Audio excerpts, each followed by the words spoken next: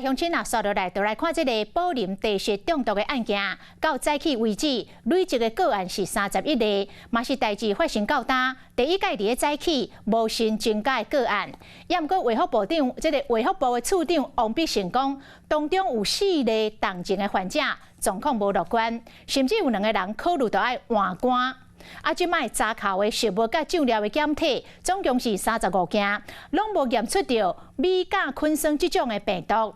卫福部也是甲重点放伫咧宝林地质当时出代志所用的迄批鸡仔条，但是迄批鸡仔条要安怎肉转来，无遐尔啊简单。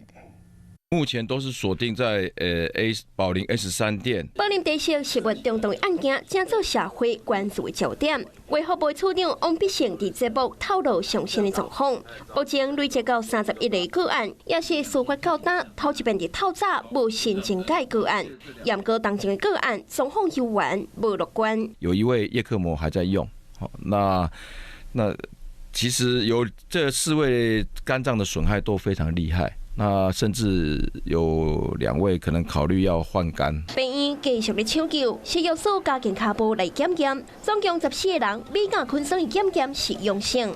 验过查考的食材甲酱料，总共35件检体拢无验出米甲菌酸。卫福部继续将焦点放伫宝林地质当初使用的迄批粿条，要安怎对查无遐简单。那他一份吃掉就发生症状，那一份他已经丢了，因为都黑掉。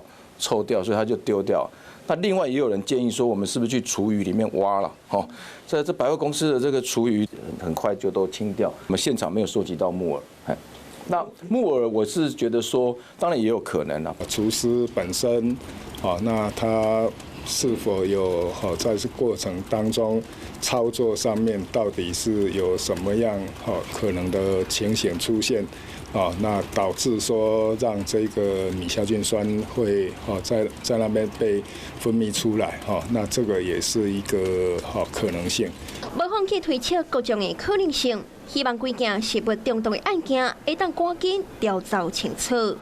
Hello， 我是雷亚，想要抢而先掌握最及时的新闻资讯吗？赶快订阅、按赞、开启小铃铛，锁定华视新闻 YouTube 频道。